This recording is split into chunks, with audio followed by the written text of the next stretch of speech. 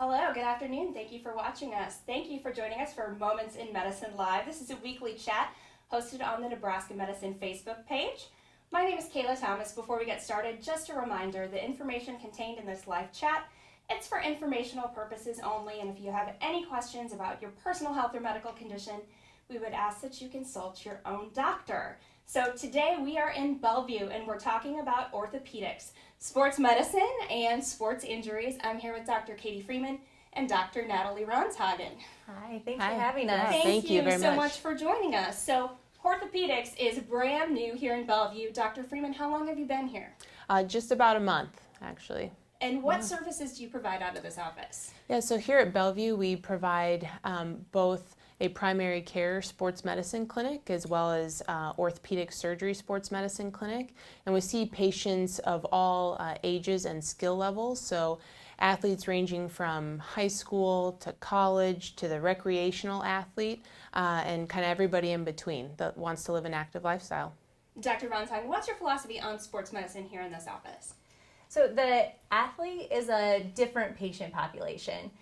Athletes aren't trying to go to the grocery store and just pick out their food or just go for a nice little walk. They're trying to get back to running marathons and playing football, and they're trying to get back to doing those more high energy activities that require a full spectrum approach from not only operative services but also non-surgical services. So looking at a patient as a whole is really important for this population. You both have advanced training in sports medicine, but in different areas. So can you explain what you both see and kind of compare and contrast the differences between you?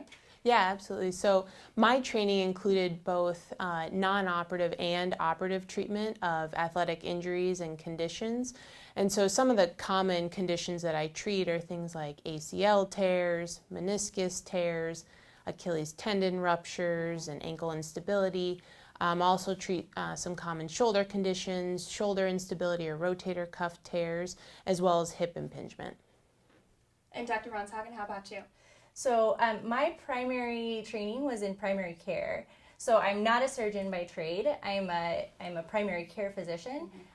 But then my fellowship was in sports medicine, and so I do a lot with non-operative musculoskeletal injuries. So not every musculoskeletal injury in sports needs a surgery, and I can help with both biomechanics and making sure we're figuring out why you got injured and how to prevent that from happening again, but also things that are just non-surgical, such as concussions, and also some of our athletes have some relative energy deficiencies. They're not getting enough calories, and that puts them at risk for bone injuries and menstrual irregularity and things like that. So I work with that. I would like someone to tell me that I need some more calories. I think we all would like that. Just to let any of you who are watching live know, if you have any questions for either of the doctors today related to sports injuries, go ahead and put them in the comments, and I'll go ahead and scan through while we're talking here, and we will try and answer some of those comments during the chat and afterwards as well.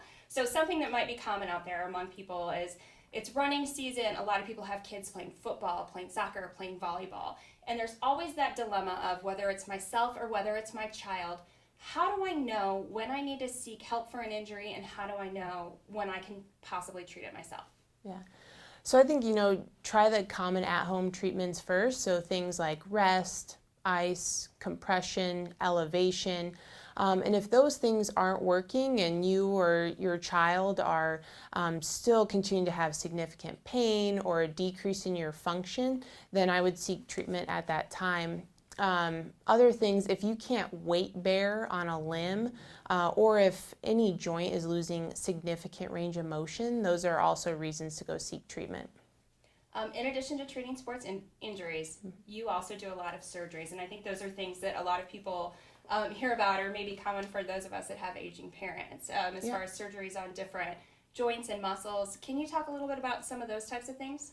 Yeah, I mean, the common surgeries that I do, like you said, are the sports medicine surgeries. So things like ACL reconstructions or meniscus repairs, rotator cuff repairs can be common in the older population.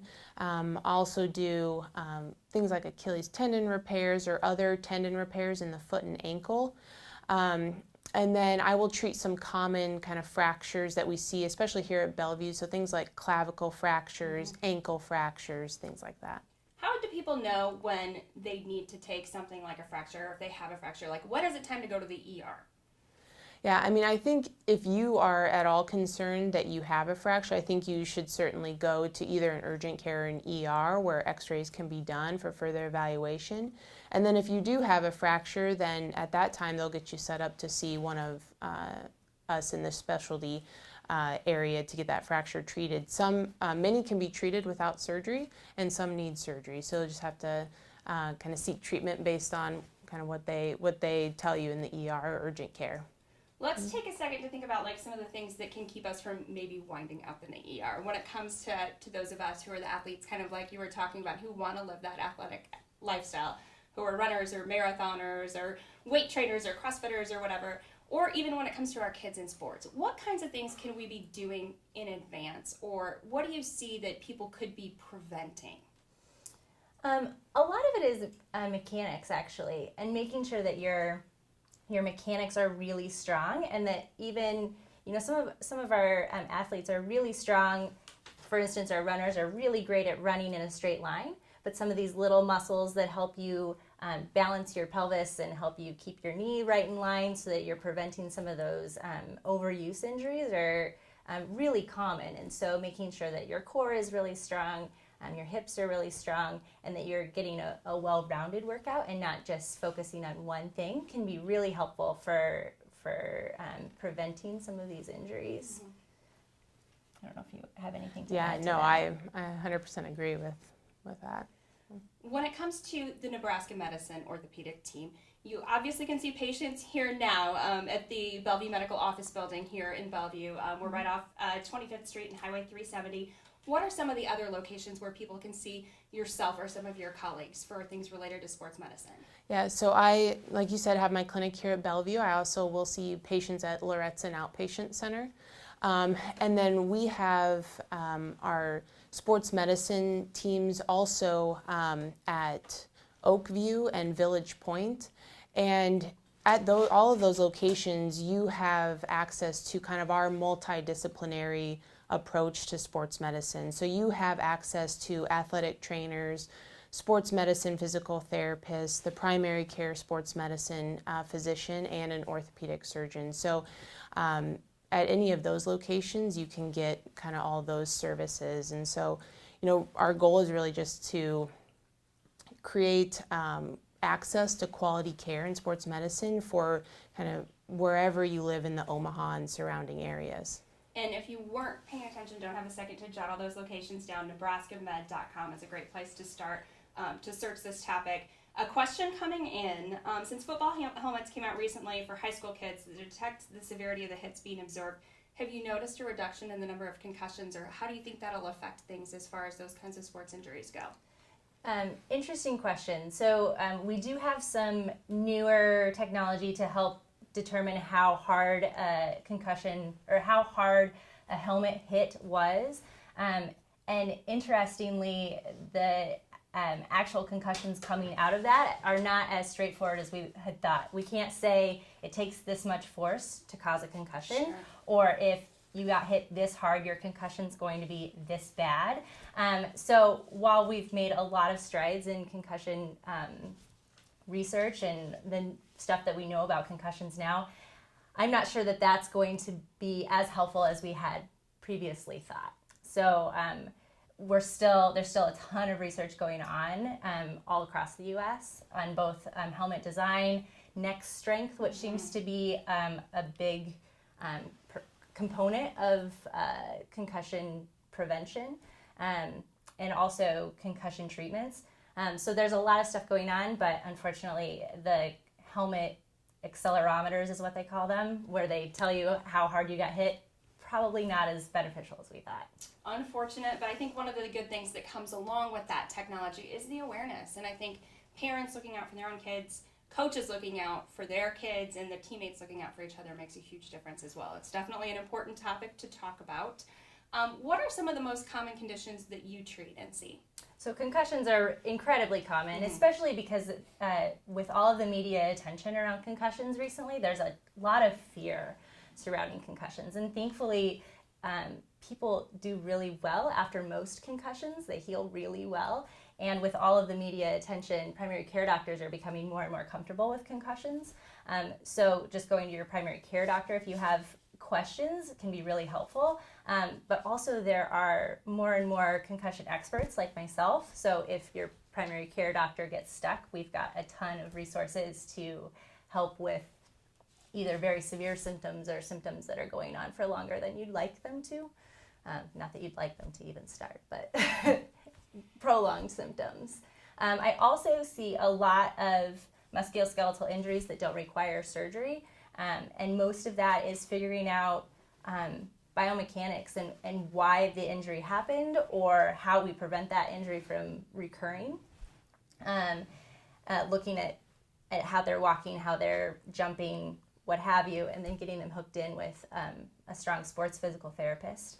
And then I have training in ultrasound, and so I can do both diagnostics, so figuring out if something's torn or broken with an ultrasound, but I can also do injections that are really pinpoint specific because that ultrasound can watch the needle go exactly where we want it to go and get the medicine exactly where we want it to go. I want to jump back over to Dr. Freeman for a second. Thinking about some of those surgeries that people might need for more advanced conditions, when do people know that it might be time to pursue that as an option, and what treatment options are there before taking the step of surgery? I'm thinking about things like knee replacements or hip replacements. Yeah.